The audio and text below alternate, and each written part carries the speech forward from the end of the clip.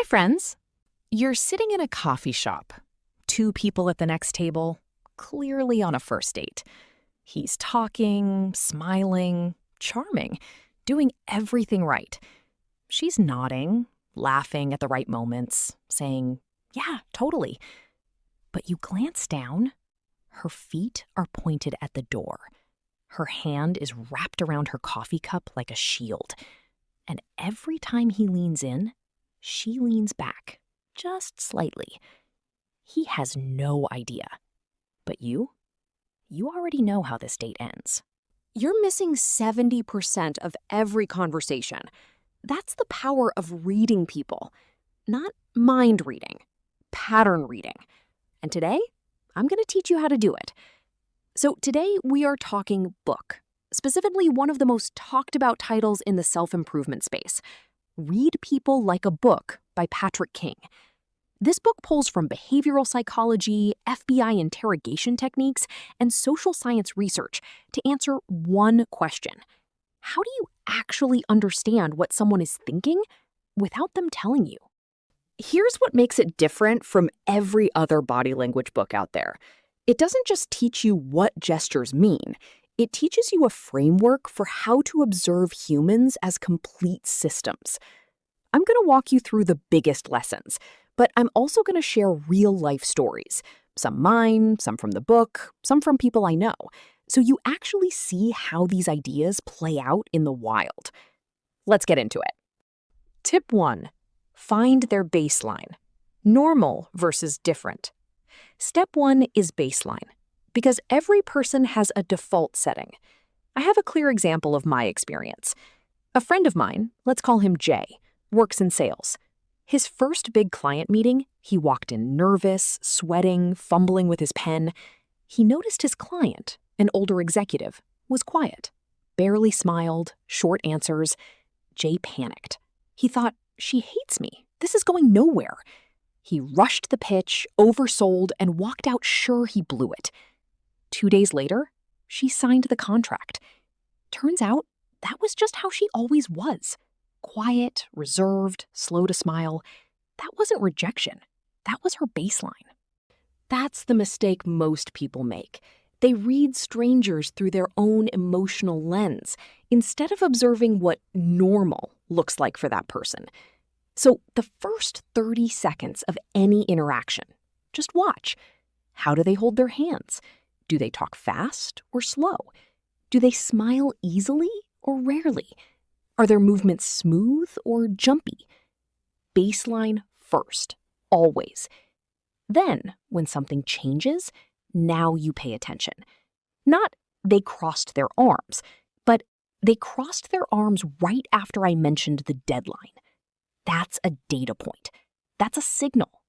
Tip 2. Look for the cluster. Face plus hands plus feet.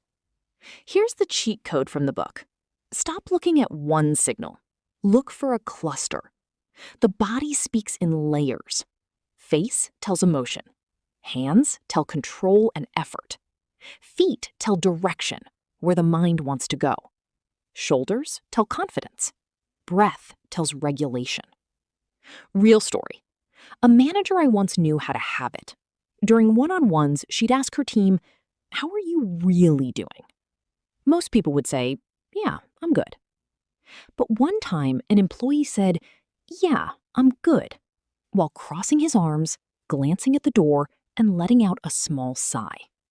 Face said fine. Body said trapped.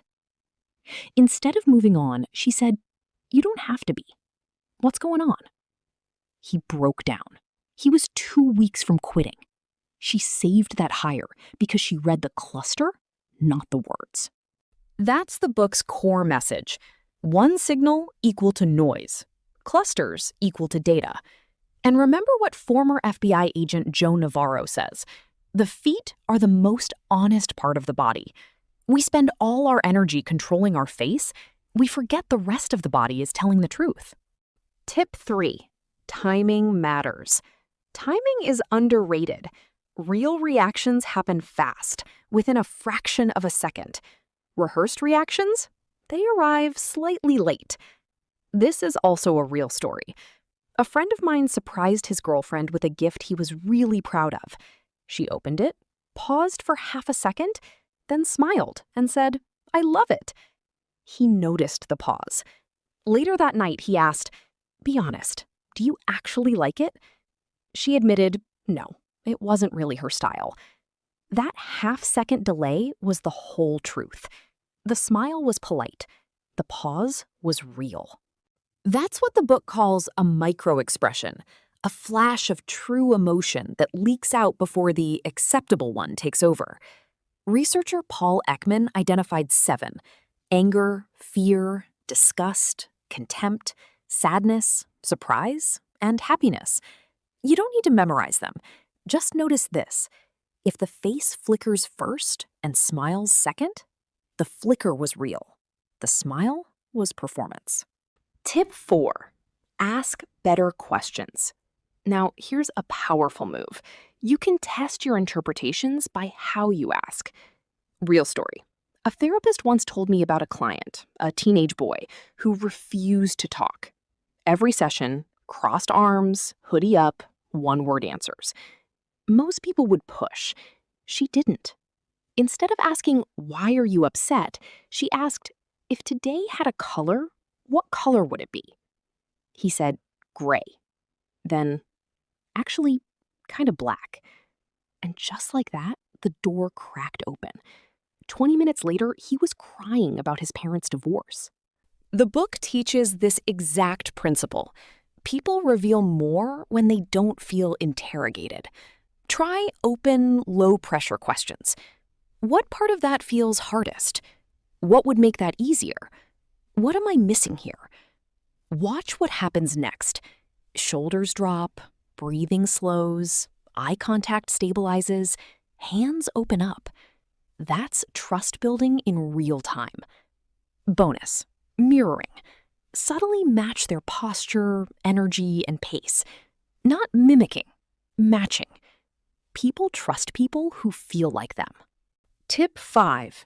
Context is king. Context can flip your entire reading. Example. A guy I used to work with had this habit. He never made eye contact during meetings. Everyone thought he was disinterested.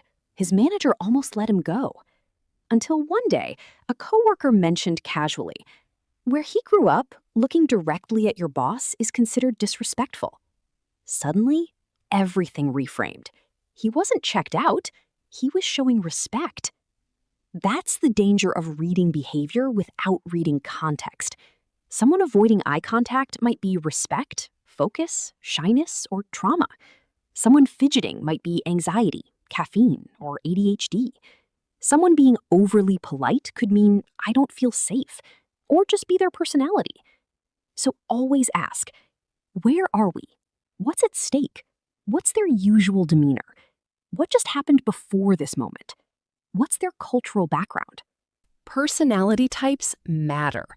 One thing the book does really well is remind you personality changes what body language means. Real story. I had 2 friends, one loud extrovert, one quiet introvert. We went out to dinner, and halfway through, both of them got quiet. I assumed something was wrong with both of them. I asked the extrovert first, "You okay?" He said, "No, actually, I'm kind of upset about something." Then I asked the introvert. She said, "I'm fine, just enjoying the moment." Same behavior, 2 totally different meanings. An introvert going quiet, they're recharging. An extrovert going quiet, red flag. A thinker pausing, processing. A feeler pausing, often hurt. Before you interpret behavior, ask yourself, is this unusual for this specific person? Not, is this unusual in general? That single shift will make you 10 times more accurate. The ethics talk. Use this the right way. Now, an honest moment. Reading people is a skill, not a weapon. Once knew a guy who read a bunch of body language books and started using it to win every conversation. He'd catch people in tiny inconsistencies, call them out, show off. You know what happened? People stopped opening up around him. His friends drifted, his relationships crumbled. He could read everyone, but nobody trusted him. So here's the rule. The goal isn't to manipulate. The goal isn't to win. The goal is to understand people better than they expect, so you can respond with more empathy, not more control. The best communicators, therapists, negotiators, leaders, great friends, all share one trait. They make people feel seen without making them feel studied. Read people. Don't dissect them. Wrap up. Your new mental checklist.